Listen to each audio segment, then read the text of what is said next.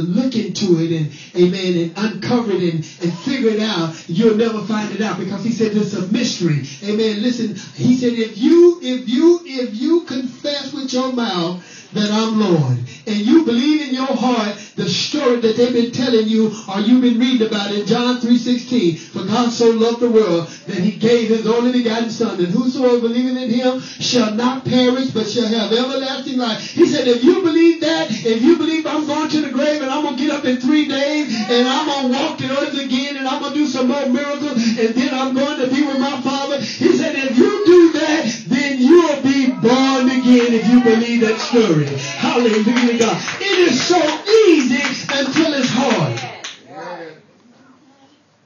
That's why he said you got to make up your mind.